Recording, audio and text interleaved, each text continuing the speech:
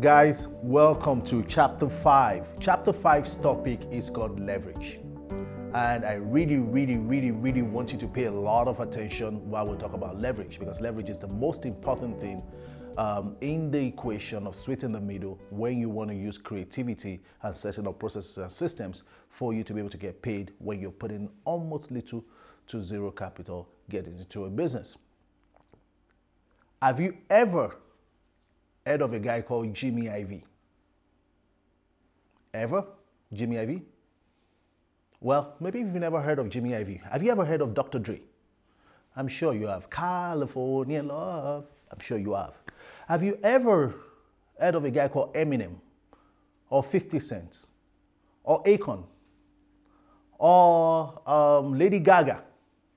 I'm sure all the other names are so very popular and you all know about them except Jimmy Iovine.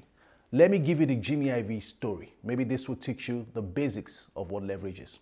Jimmy Iovine is just a music producer slash businessman slash investor. Jimmy Iovine is the guy who approached Dr. Dre and says, hey, you know about music, I know about the business of music, let us partner, let us do business. But if we partner, we do business. Every single thing that you do in this business, I want a percentage out of everything that you do and everything that comes out of this relationship between both of us. Dr. Dre agreed. Jimmy Iovine helped Dr. Dre to become a household name, do some good music and, create hits back to back for many years. And every time Dr. Dre gets paid, Jimmy Iovine gets a little tiny percentage for doing that. He has a percentage on everything that Dr. Dre is involved in. Dr. Dre saw that this concept makes sense, and Dr. Dre went out there and, of course, got a guy called Eminem and says, listen, Eminem, I'm going to help you bring your music out, but I'm going to have a similar type of agreement that I do currently have, that everything that you do, I want a little tiny percentage out of it, and in return, I'm going to help you be able to build a good business, a good music career. And of course, Eminem got on board, started working with Dr. Dre. Guess what? Eminem makes a percentage, Dr. Dre makes a percentage on everything that Eminem does. And because Dr. Dre makes money, by default, Jimmy Iovine makes a little tiny percentage. Eminem saw this model when he decided to partner up with a guy called 50 Cent and says, hey, 50, I'm going to work with you. I'm going to bring your music out there, make you a superstar. But everything you do, I want a percentage going forward. 50 Cent came in, became partners with Eminem. Everything that 50 Cent does, Eminem gets paid. When Eminem gets paid, by default, Dr. Dre gets paid. By default, Jimmy Iovine gets paid overriding almost all of them. 50 Cent went out there, did great music, even rapped a song that says every time I make a hit, I go to the bank, Eminem gets paid in some of his, track. He went to go bring in an entire squad of people called the G-Unit Squad. G-Unit Squad came in, they started making music. Every time that they do their music, the whole idea is for 50 Cent to get paid. Because 50 Cent is getting paid, Eminem gets paid. Because Eminem is getting paid, Dr. Dre gets paid. Because Dr. Dre gets paid, Jimmy Iovine gets paid. Jimmy Iovine have never sang a song yet. Jimmy Iovine saw how successful this concept is, and he went ahead and did a similar deal with Akon. Akon, the African guy with a funny voice, Akon, yes. And the deal is exactly what Dr. Dre had. I'm going to help you build a music career. But every time that you sing, I want a little percentage out of everything that you do. And they agreed. And Akon went out there, did a lot of good music. Jimmy Iovine got paid, helped him out to be able to do that successfully. Akon understood that concept, decided that he was going to go out there, get a bunch of people to make music, and he wants to get paid and leverage on everything those musicians did. And then he got a lady called Lady Gaga. She became a wonderful sensation, bigger than all the names that I've mentioned. Did more music that will sweeten the souls of men for hundreds of years to come. Lady Gaga got paid a lot. Because of that, Akon got paid a lot. And because Akon got paid a lot, Jimmy Iovine got paid a lot. 50 Cent did a vitamin water deal with Coca-Cola that ran into multiple million, hundreds of millions, almost $1 billion. Guess what? Dr. Dre gets a little tiny percentage. Eminem gets a little tiny percentage for that. Dr. Dre gets a little tiny percentage for that. Jimmy Iovine gets a tiny percentage. And it's not music. Dr. Dre went out there and created something called the Dre Beats. Guess what? Because Jimmy Iovine has a relationship with Dr. Dre, Jimmy Iovine gets a percentage for that Dre beat that turned out to be something really, really fantastic. All the people I've mentioned here are all millionaires, except one of them. Only one of them is not a millionaire. And that one person is Jimmy Iovine. Jimmy Iovine is the only one of all of this bunch that's a billionaire with a B. Jimmy Iovine have never sang a single song in his life. He didn't create the vitamin water. He didn't create the beats. But he is the richest of all these people that I've mentioned. So the question is, why? The answer is leverage. When you understand the concept of leverage and understand that every single resource at your disposal is a powerful weapon that can move you forward, then you begin to understand the dynamics that you can completely create opportunities for yourself, understanding the basis that leverage is the most powerful tool that you can use to be able to create that. So I am going to be spending a lot of time speaking and teaching on leverage, because without this understanding of leverage, then the ability to create straight in the middle, the creativity required, and setting up everything that you need and the resources that you need becomes almost impossible, because you have to understand what leverage is. So the question is, what is leverage? I'm going to give you some simple definitions of leverage so we don't complicate it. Leverage is to use something to maximize your advantage. Using something you have to maximize your advantage. That's one definition. Other definition says leverage is to use something that you already have in order to achieve something new or something better, something within your resources that you already have, to be able to use it to be able to get something a little bit better. That's exactly what leverage is. Leverage is the ability to look at all the resources. And every time I mention resources here, I'm talking about 4 M's: manpower, people, money, capital, machine, equipment, technology, manpower, machine, materials, and of course, money, to be able to put all of these combinations together at your advantage and leveraging it, using it to be able to produce more for you as a person. That's exactly what leverage is. Leverage is using resources at your disposal to your advantage. Leverage is using resources at your disposal to your advantage. I'll give you an example. You guys remember when I was talking about the loan business? And I was talking about my brother-in-law that already had an existing business. In that business, and I tried to reinvent the wheel and I failed. And I had to retrace my step back and then recapitalize my capital using my brother-in-law. That's leverage.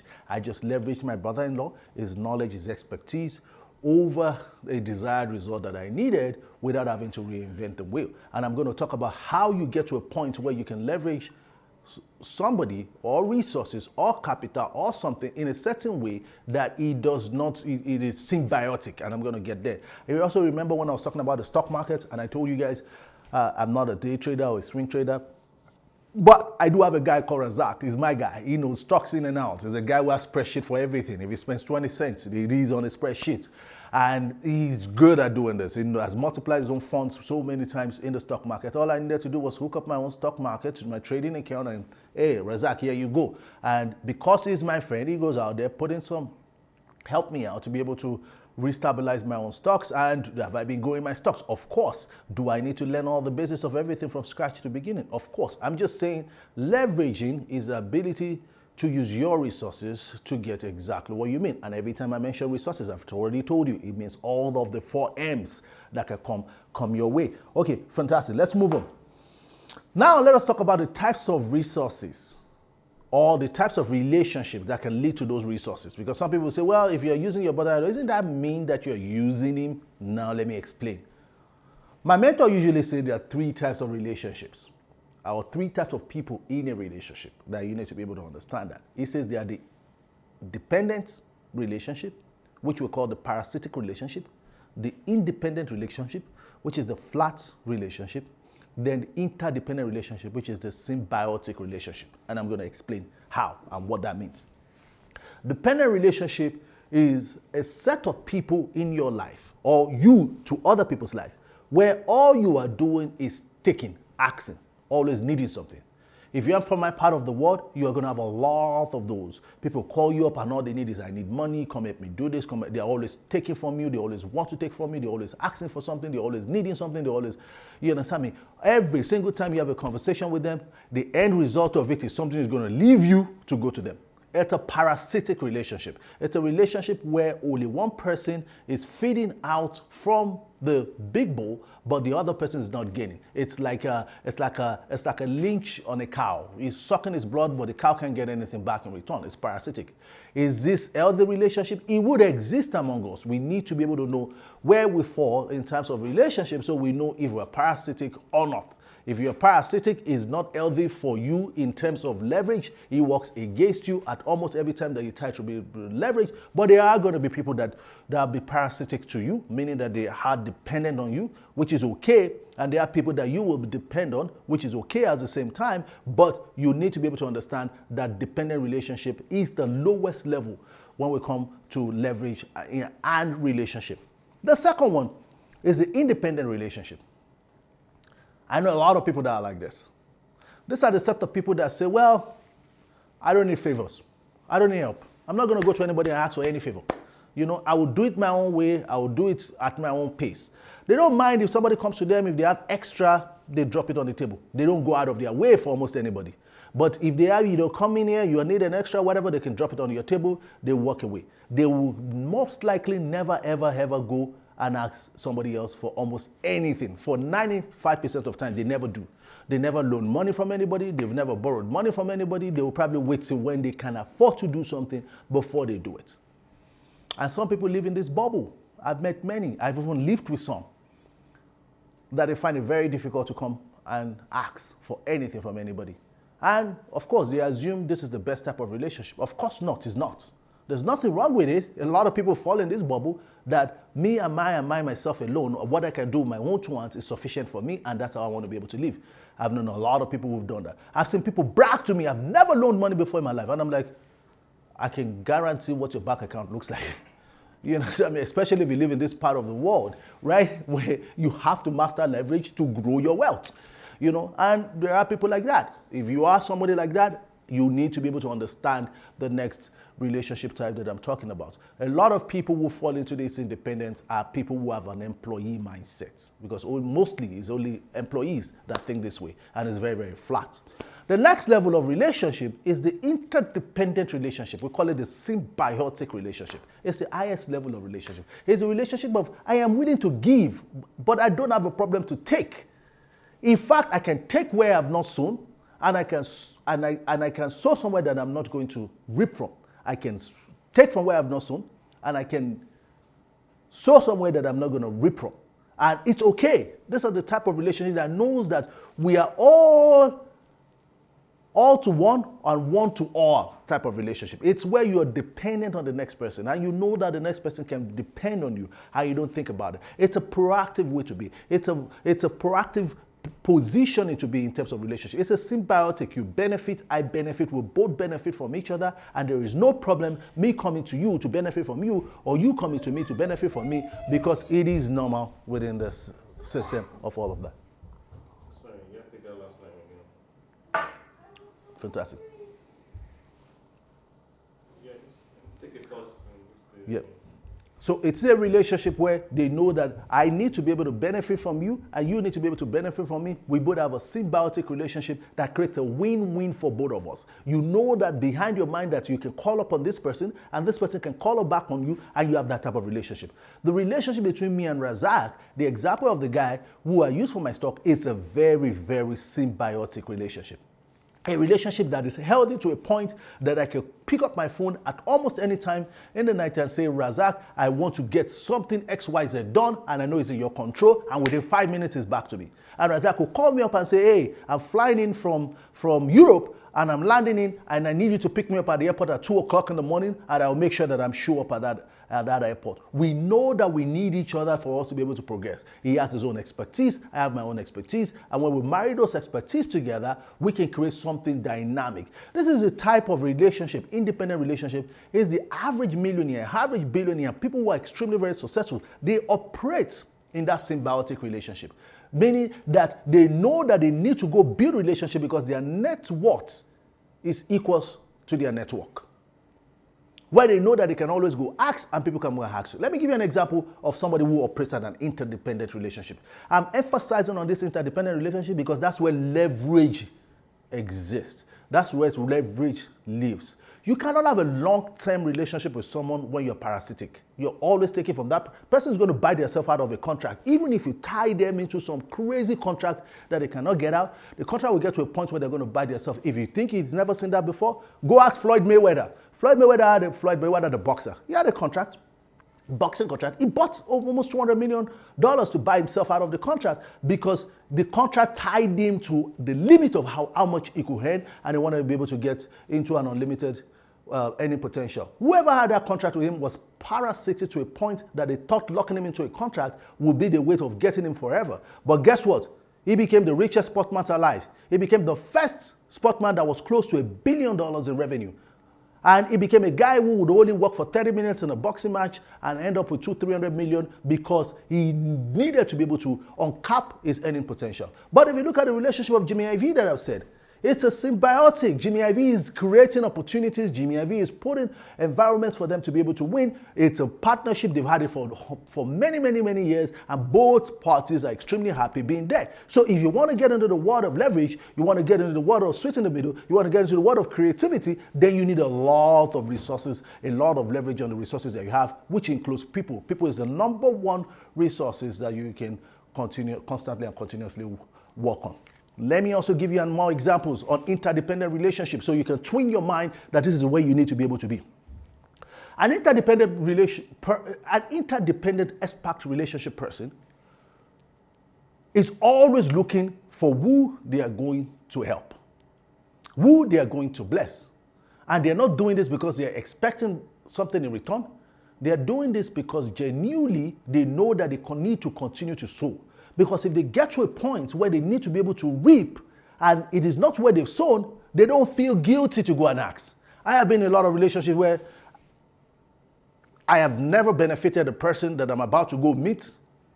We have probably never, and I'm very bold enough to be able to say, hey, guy, I need this thing, can you help me do X, Y, Z? And we've never had a relationship before. And I'm going there to take. And some people are saying, okay, didn't you need to build a relationship first? No, I've laid all the seeds on almost all those other places. I've given up with all of genuinity of all my mind. I don't have a problem to be able to take. And if ever, at any point in time, that person decides to be able to help me out, yeah, with or without, I am willing at any point in time to be able to give them any of all my resources to be able to help them out. Also, the openness of the mindset to a point where you know that every time that you have a relationship with someone, it is not for your personal gain. You're doing it, even if it's going to come at your gain at one point or another, but you're doing it at the interest of the next person. Meaning you're putting the interest of people that you have a relationship first before deciding how to position yourself, because at the end of the day, you do not want to be parasitic. You want to be able to make sure that you protect the next person and you get what you want. And at the same time, you're willing to be able to have, sacrifice for people as well. My wife asks me almost all the time, why do you do all these things? Why do you go out of your way for this? Why do you go out of your way for this? This person just called you up, you're jumping. I say, I never know when I'm going to need somebody somewhere to do something for me.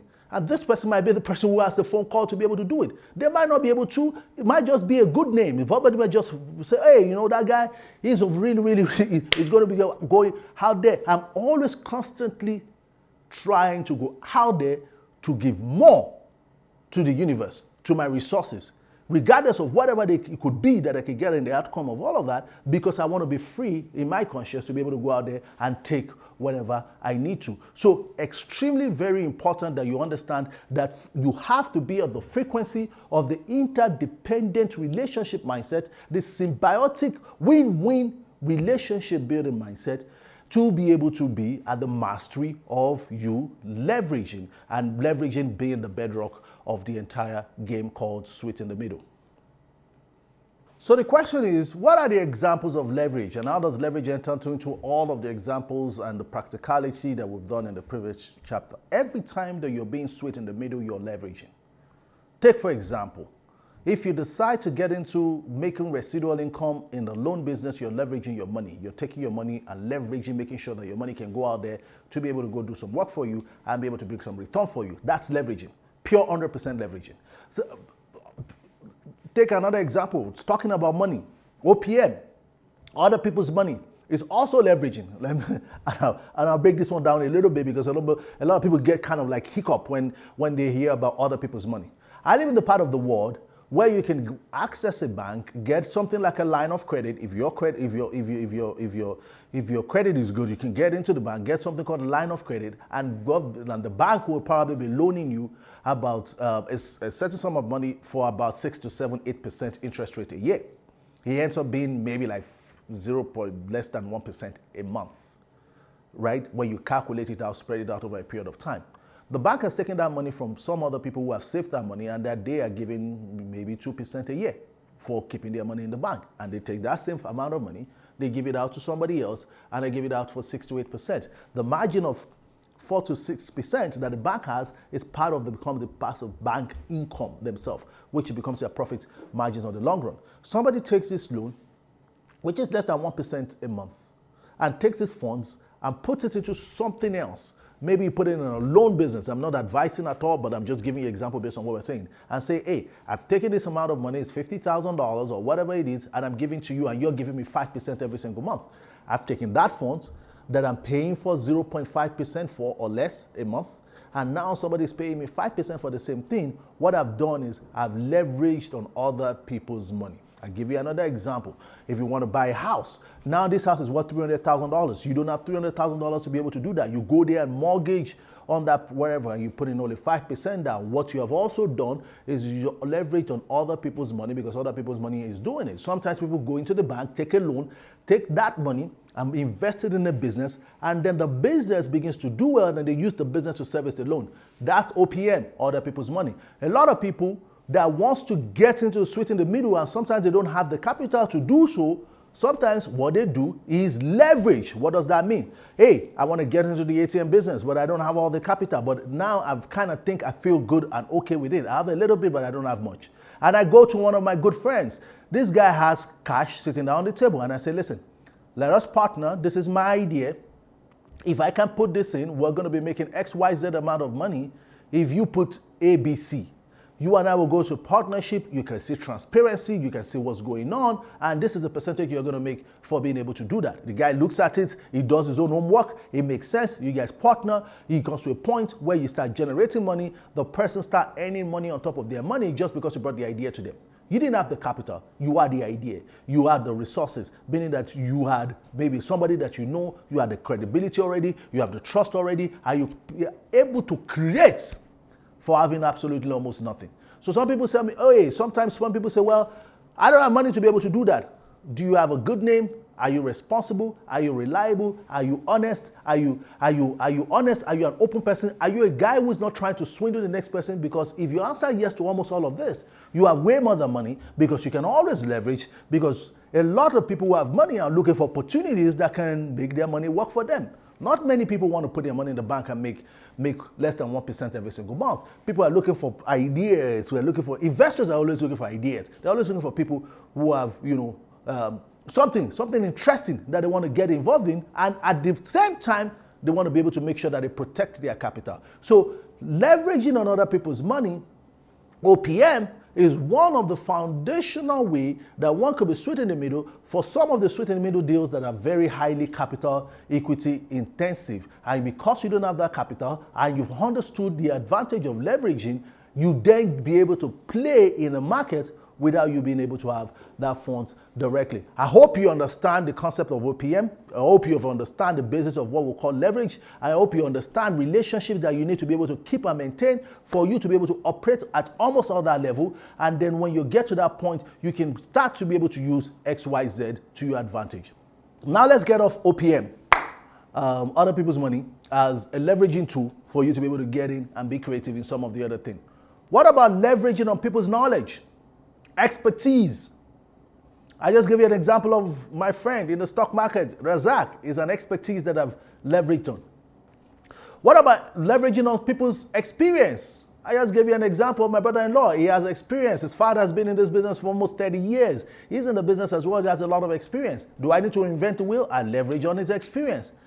Well, what do I get? What's my exchange for that leverage? My exchange for that leverage is family. That's the exchange for that.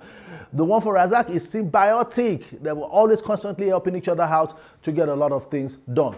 What if you want to get into something and you don't know exactly how to be able to do it? Can you leverage on the book?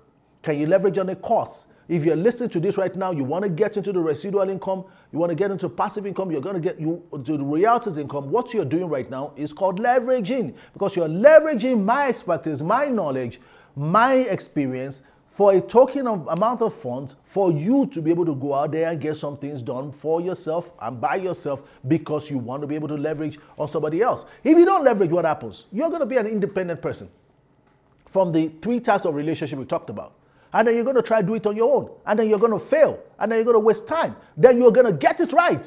But how long would it take? Could it take 3 years? Would it take 4 years? Would it take 5 years? Would you quit before you get it right? Would you fumble into a lot of issues before you get it right? You are going to be reinventing the wheel all the time. And guess what? We don't have time. Time is the reason why we're doing this course. We want to be able to have so much more time so that we don't end up doing something that people do for 5 months, for 5 years, just because we do not understand exactly how to be able to leverage to our advantage. This is done. I'm just going to continue. So you finished chapter now? No, Oh. just a little bit more. I just want to be sure there's not a...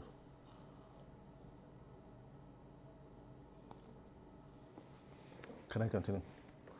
Some other people say, what other form of leverage should I use? Leverage on technology. It's also a leverage. It's a resources to you. Do you know that if you get to so many of all this other business, you don't have to be able to start finding platforms to be able to use?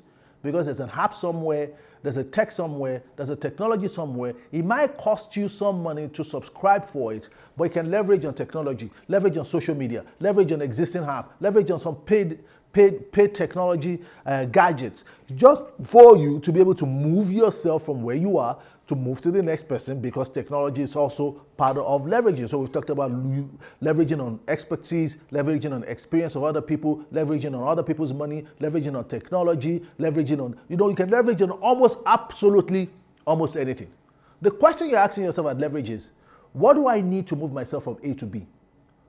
And who or what has it? And how can I access it in a situation where it's a win-win for those who are giving me giving me the resources, and me that I'm using the resources. I was just talking to my partner right now that as we're speaking and we're recording this course, I'm leveraging on over 13 people right now. I have people working at the background that I'm leveraging on their expertise. I'm leveraging on their time because I'm paying for it, for them to be able to do X, Y, Z for me while I'm here doing this, and I'm still getting the same result because other people are doing it. As I'm speaking right now, I have people running into presentations on something that I do on one of my other business. That a partner of mine is doing the presentation and sharing the business opportunity with people while I'm leveraging on her doing it. I'm here recording a course, so that I don't have to be the one doing almost all of that. That's the concept of leveraging, and that's how leveraging can help you to know where you are in terms of relationship, so that when you know how to move yourself either from dependent to interdependent or independent to interdependent, move yourself to the interdependence level, begin to understand leverage, and then start using leverage to be the source of your creativity for being sweet in the middle and being the bee. So, speaking of leverage, reading is also leveraging. Getting to go find out there and finding out knowledge is also leveraging. If you are deciding that you're going to be sweet in the middle, you're going to go into the residual income, passive income, and of course royalties income, I do not recommend this course is going to be the only thing and the sole resources that you need for you to be able to get yourself to that point. No. There are a lot of other resources that you can have in combination to that. I personally spend average of about 40 to 60 minutes every single day reading on something to make me better, to make me refine, but I'll recommend that you read some additional materials to be able to help you to leverage on those, to be able to get a little bit more knowledge on how you can solidify yourself on this. What's my pick? Easiest pick. 4-Hour Work Week by Tim Ferriss. He spoke about a lot of ways that you can automate things to make it easy for you. And of course, Big Money, it's another book. The Business of 21st Century by Robert Kiyosaki, it's another book as well that talks about how businesses are changing these days and how one will be able to position themselves. There's another book called The Miracle Morning by L. Harrod. He does not talk about residual income, but he does talk about the mindset that needs to consolidate you for where you need to be able to go for you to be able to get the type of results that you're looking for. Do you know that the continent of North America is the greatest of all continents that man has ever lived in? Do you know at all that America is sitting on almost 1/3 of the entire world economy? Do you know there are more millionaires in America than any other place else in the world? Do you know there are more billionaires in America than the billionaires in the rest of the world, the entire world combined? Combined. Add all of them together. America has more billionaires. Do you know America is the first country that has produced more than one 6-digit billionaires, having over 100 billion in their account? Do you know America is the only one that has ever done that before, created multiple 6-figure billionaires? Do you know it's the land of the free, the land of the bold, the land of the plenty? But do you know that the average income in the same country, individual annual average income, is still $50,000? Why would a country have so much, so plenty, and the majority of people is still living less than $50,000 every single year? Why is it that 90% of people are grumbling and rumbling around the same piece of pie and 10% are completely controlling that? Is it because of their race? Do you get an advantage into the 10% because of your race? Do you get an advantage into the 10% because of your culture, your religion, your physical body look, your education? Because if you ever said yes to this, you've all just created limitations for yourself. There are billionaires with a B in America that are black. There are billionaires in America that dropped out of high school. I'm not talking university, that dropped out of high school. There are billionaires that didn't even really go to a formal school.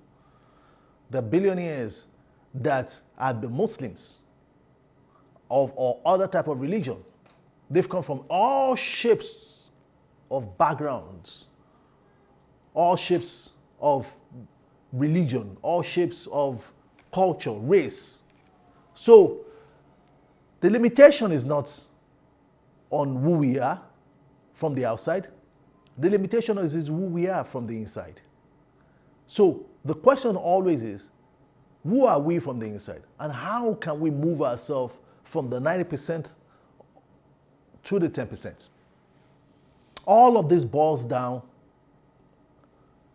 specifically to personal development, to improving yourself, to learning more, to recrafting your craft, to redoing your own craft, to retraining yourself, to investing in yourself, to doing it just a little bit more than the ordinary.